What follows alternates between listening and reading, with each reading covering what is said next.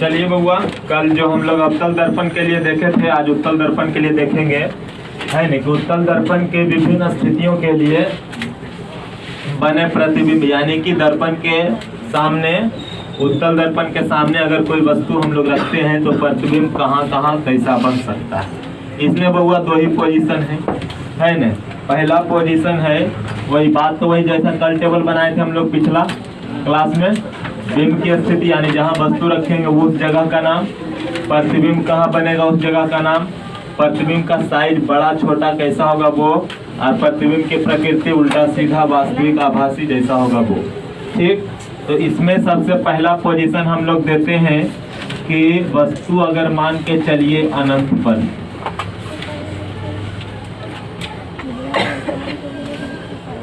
वस्तु अगर अनंत पर है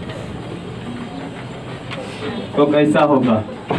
बनाइए, सबसे पहले हम लोग बनाते हैं दर्पण, उत्तल दर्पण। चलिए, क्या उत्तल दर्पण है ना। उत्तल दर्पण के धंसे हुए पृष्ठ में पॉलिश की हुई होती है और उभरे हुए पृष्ठ पर प्रकाश पड़ता है। ठीक, चलिए, ये हो गया अपना बिंदु P और ये हो गया बउआ इसका C, है ना, वक्रता केंद्र, और ये हो गया बाबू तुम्हारा F।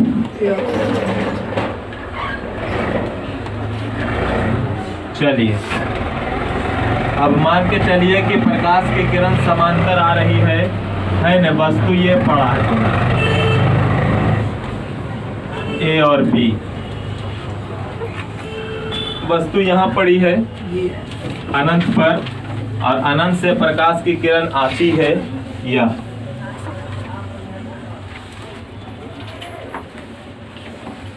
अनंत से आ रही इसलिए डॉट दिखाएं थोड़ा दूर। ठीक,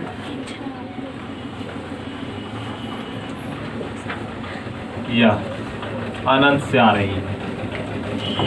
अनंत से आएगी तो समांतर आएगी, मुख्य अक्ष के समांतर। किसी को ऐसा नहीं लग रहा है कि सर यहाँ मुख्य अक्ष से इतना ऊंचा दे दिया, मुख्य अक्ष से इतना नीचे दे दिए। अरे बाबू, समांतर देखिए, समांतर है ना, उसको देखना कितना ऊपर कितना नीचे है। ठीक है ना, समांतर आप समझिए, बस इस लाइन के समांतर है इस रेखा, है ना, और ये वाला भी इसी के समांतर। तब जब देखिए कि समांतर आएगा तो जो भी प्रकाश की किरण है वो तो निकल जाएगी नहीं, और निकलेगी तो इस तरह से निकलेगी ना। तो जब समांतर आती है तब फोकस से होते हुए, ऐसा ही होता है ना। तो ऐसा देखने में लगेगा कि कहाँ से होते हुए जा रही है, फोकस से। ये वाला भी जब निकलेगा, परावर्तित होगा तो ये इधर निकलेगा, देखने में लगेगा कि फोकस से आपतित हो रही है। ठीक,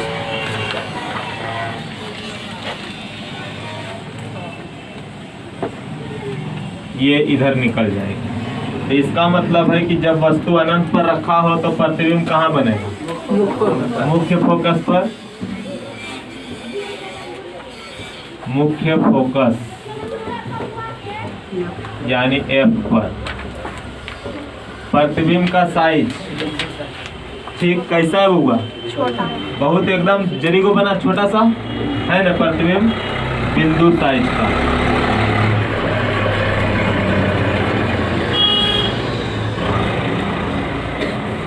ठीक, और कैसा होगा, आभासी।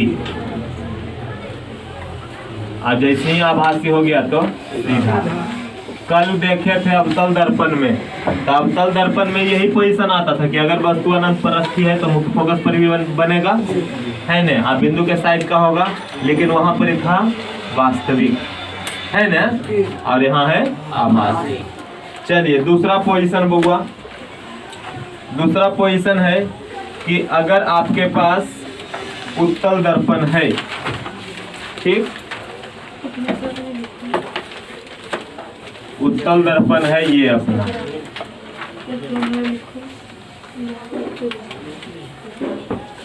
दूसरा पोजीशन है कि उत्तल दर्पण है और आप कहीं पर भी रख सकते हैं, P से लेकर के, है न, अनंत के बीच में कहीं पर भी रख दीजिए।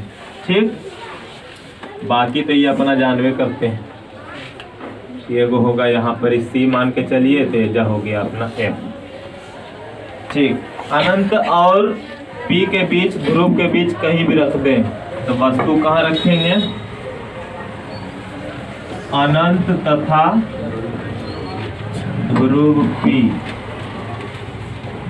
पी के बीच, तो कहीं भी रख दीजिए ला, यहाँ पर ही हम रख दीजिए। ठीक है, ये वस्तु हो गया ए और ई बी। चलिए, तो एक हम प्रकाश किरण दे देते हैं मुख्य अक्ष के समांतर। ठीक है, मुख्य अक्ष के समांतर दे दिए एक प्रकाश किरण। इतना बात तो अब पता होगा बउआ कि जैसे ही मुख्य अक्ष के समांतर जाएगी, है न, तो कहाँ जाएगा? फोकस पर जाएगा। लगता है वस्तु ज्यादा बड़ा करते हैं, नहीं थोड़ा सा छोटा रखते हैं।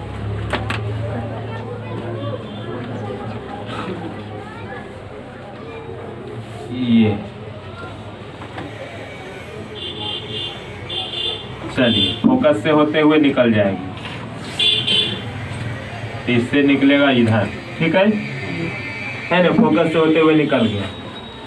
अब दूसरा है प्रकाश किरण खींचिए, उसी से हमारा प्रतिबिंब बनेगा। ठीक है ना, तो कहाँ पर खींच दें? सी पर खींच देते हैं।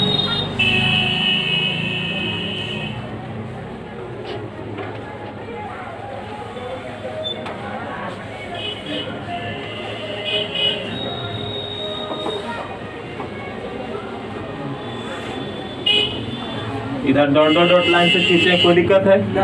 नहीं, वो अंदर काल्पनिक होता है, इसलिए डॉट लाइन से खींचे। अभी सी पर होते हुए आ रहा है ना, तो चला भी जाएगा इसी माध्यम। ठीक है, कोई दिक्कत नहीं, जैसे आया वैसे ही चला जाएगा। आप देखिए,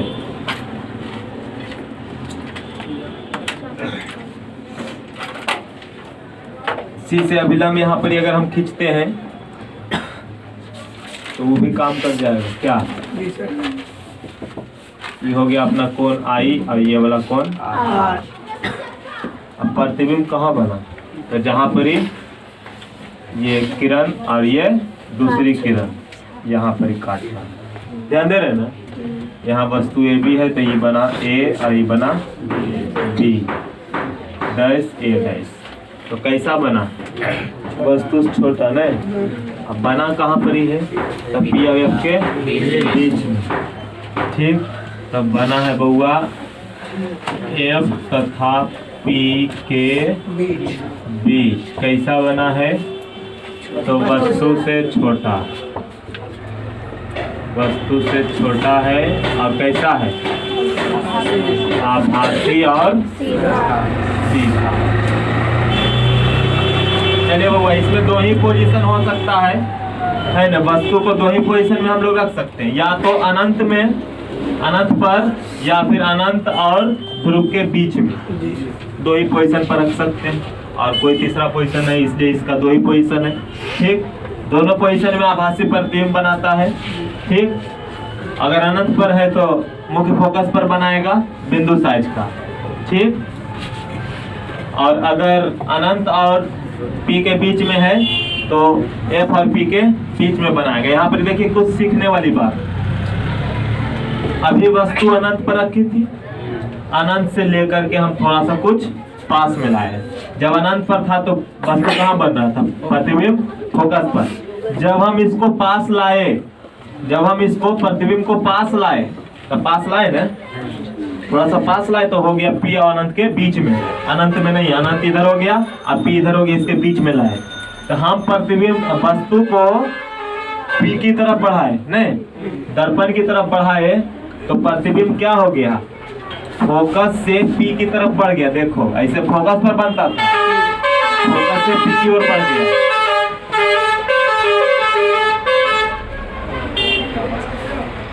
यानी कि अगर वस्तु को हम लोग दर्पण की ओर बढ़ाएंगे तो प्रतिबिंब अवतल दर्पण में किस ओर बढ़ेगा? है न, फोकस से दूर होकर पी की ओर खिसक जाए। यही ना, ठीक। तो चलिए इस बात को नोट करते हैं हम लोग, फिर आगे चलते हैं। चलिए बउआ देखेंगे अवतल दर्पण का उपयोग। ठीक, थोड़ा सा अवतल दर्पण का प्रॉपर्टी याद कर लीजिए, है ना। ठीक, अवतल दर्पण जो है मान के चलिए ये इस तरीके से होता है, इधर पॉलिश किया हुआ होता है, और इस पर अगर प्रकाश किरण आती है, ठीक, तो इस सबको कहाँ मिला देता है? मुख्य फोकस पर मिला देता है सभी को, नहीं। तो इसका मतलब है, समझना थोड़ा ध्यान से, मुख्य फोकस पर मिलाते हैं। दूसरी बात है कि इसके सामने अगर कोई वस्तु रखा जाए तो बड़ा प्रतिबिंब बनाता है, नहीं, ये सब इसका गुण है। तो मान के चलिए कि अगर फोकस पर कोई लाइट रख दे तो समांतर जाएगा, बहुत दूर तक जाएगा ना, जाएगा कि नहीं जाएगा? जाएगा, ठीक, बहुत दूर तक जाएगा। तो उस आधार पर देखो, टॉर्च देखा है ना, टॉर्च का मुंह ऐसे होता है और यहाँ पर ही लगा है तुम्हारा बल्ब, नहीं, ठीक। तो ये वाला जो पृष्ठ है वो इसी तरीके का कर्व होता है, यानी कि इधर पॉलिश किया हुआ है और यहाँ से प्रकाश टकरा के इधर समांतर बहुत दूर तक जाती है, यहाँ से निकलता है, यहाँ से टकरा कर समांतर बहुत दूर तक जाती है। तो इसी आधार पर एक सर्च लाइट भी होता है, टॉर्च का लाइट तो हो ही गया, सर्च लाइट भी होता है ना। मेला उला में गया होगा, ठीक, तो देखता है नहीं, दूर से देखेगा तो पता चले कि लाइट कुछ ऐसे ऐसे मूव कर रहा है ना, देखा है। हाँ, ऑर्केस्ट्रा होता उसमें भी देखा होगा, तो वो लाल फिर हरियर तुरंत मुड़ जाए, और उसमें सिर्फ रहेगा व्हाइट लाइट जो ऊपर की तरफ काम करता है, वो हो गया सर्च लाइट। सर्च लाइट का मतलब है ना कि मान के चलिए आप कहीं हैं और बहुत दूर में है, और आपको अपने साथी को संदेश देना है कि हम यहाँ पर हैं, ठीक। आपके पास मोबाइल भी नहीं है, वैसा कुछ नहीं है, जंगल में है, कोई नेटवर्क नहीं है, ठीक, रात का समय है, तो आप कैसे सूचना दीजिएगा? तो उस समय सर्च लाइट काम आएगा। सर्च लाइट को आप जलाइएगा तो आपका दोस्तवा देख के समझ जाए, अच्छा उधर है हमारा दोस्त, दौड़ चल जाए, समझ गया है, ये हो गया तो मेरा सर्च लाइट, मतलब खोजे के काम करता, ठीक। तो एक बात हमारा उपयोग हो गया, ठीक, यानी कि टॉर्च में, किस चीज में? टॉर्च, और उसके बाद क्या देखा? सर्च लाइट, नहीं, और उसके बाद देखो गाड़ी का जितना भी हेडलाइट है उस सभे में अवतल दर्पण होता है ना। यहाँ पर ही बल्ब लगा हुआ है और यहाँ से देखो इस तरीके से रहता है, ठीक। तो ये वाला जो पार्ट है ये सब क्या है? अवतल दर्पण है। तो कांच लगा होता है कि इधर चल गया फोकस में, ठीक है ना। तो जितना भी हेडलाइट है, ठीक, वाहनों के हेडलाइट में कोई दिक्कत है? यानी टॉर्च में, सर्च लाइट में, वाहनों के हेडलाइट में कौन दर्पण? अवतल दर्पण। इतना तक में कोई दिक्कत? काहे कि ही समांतर किरण पुंज देता, फोकस कस के देगा, ठीक, ज्यादा दूर तक बढ़िया से दिखेगा। इसके अलावे, ठीक, दूसरा पॉइंट समझिए, इसका प्रतिबिंब है न बड़ा बनता है, ठीक। तो इसका उपयोग करते हैं हम लोग सैलून में। सैलून में समझ रहा है ना, ठीक। सैलून में दाढ़ी बनाने समय या फिर बाल बनाते समय इसका उपयोग किया जाता है, या फिर कोई आदमी अपने घर में भी कर सकता है, ठीक। अब जैसे देखो समतल दर्पण है, दाढ़ी बना रहा है तो एक दो बाल छूट गया तो उसको नहीं दिखता है समतल दर्पण में। यही अगर अवतल दर्पण रहेगा तो थोड़ा सा बाल छूटा रहेगा तो उसमें बड़ा दिखेगा, तो उसको पता चल जाएगा कि हाँ यहाँ पर बाल छूट गया। यानी कि दाढ़ी बनाने के लिए भी है ना, ठीक। दाढ़ी बनाने में का है? काहे से कि वस्तु का बड़ा प्रतिबिंब बनाता है। अगर बाल छोटा सा भी रहेगा तो उसका बड़ा प्रतिबिंब बनाता है, ठीक। आईजे पर कहीं कहीं लिखल रहेगा न हजामत, तो हजामत मतलब वह हो गया है ना, बाल कटिंग दाढ़ी कटिंग सब हजामते में आता है। ठीक, कोई हजमोला तो नहीं समझ रहा था। ठीक, इसके अलावा बउआ डॉक्टर से, ठीक, तीसरा पॉइंट देखो, दांत का जो डॉक्टर है वो इस दर्पण का उपयोग करेगा। नाक वाला कान वाला डॉक्टर है वो इसका उपयोग करते। कैसे? ठीक, कैसे उपयोग करेंगे? तो मान के चलो कि हमारे पास एक दर्पण होता है उत्तल वाला, जो एक डंटी में सेट है। कैसा रहता है? ये डंटी है पकड़ने वाला, और यहाँ पर ही तुम्हारा उत्तल दर्पण लगा होता है। मान लिया जाए डॉक्टर को तुम्हारा ये जो सामने वाला दांत है यहाँ इसका फोटो देखना है, तब वो कैसे तुमको मुड़ी घुमाए, ओकरा से बढ़िया है कहे बउआ मुंह फाड़ो है ने, ये वाला सामान उठाएगा और तुम्हारा एजा पर ही धर देगा। और जैसे ही यहाँ पर ही धरेगा तो वहाँ का जो प्रतिबिंब है वो बड़ा बड़ा इसको इस दर्पण में दिखने लगेगा। ठीक है ना?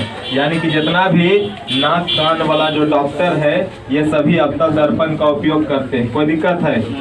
नहीं। तो नाक कान दांत है ना, ये सभी वाले जो डॉक्टर है डॉक्टरों के द्वारा। कोई दिक्कत है? और उपयोग बताओ बाबू। तीसरा पॉइंट समझिए। चौथा, तुम क्या देखता है कि अगर सूरज से सामने से यानी कि प्रकाश की किरण आ रही है तो अवतल दर्पण एक बिंदु पर केंद्रित कर देगा। नहीं, यानी कि मान लो ऐसा दर्पण आ रहा है तो समांतर आएगा है ना, सभी एक जगह बिंदु पर केंद्रित कर देगा। क्या परावर्तित करके, ठीक, सब एक बिंदु पर केंद्रित कर देगा। इसका मतलब है कि इस बिंदु का तापमान बहुत ज्यादा हो जाएगा। ठीक, तो इसके लिए इसका प्रयोग किया जाता है ना, सौर भट्ठी। सौर भट्ठी समझता है? जहाँ पर इस सूरज के किरणों द्वारा है ना ऊर्जा प्राप्त किया जाता है। सौर कुकर समझता है? सौर कुकर जिसमें धूप से हम लोग खाना बना सकते हैं। तो सौर कुकर में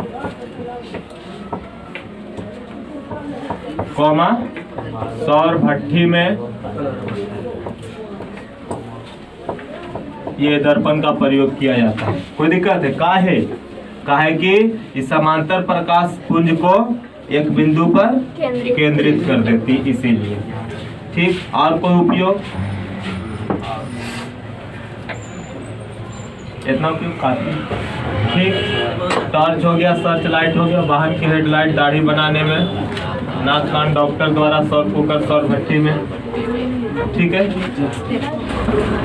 सूक्ष्मदर्शी देखा है सबको? ठीक है ना? कैसा होता है? ये इस तरीके से होता है, यहाँ पर ही स्लाइड होता है ना, और यहाँ पर इस तरीके से पाइप होता है जिसकी सहायता से हम लोग स्लाइड वलाइड वाला भाग को देखते हैं ना।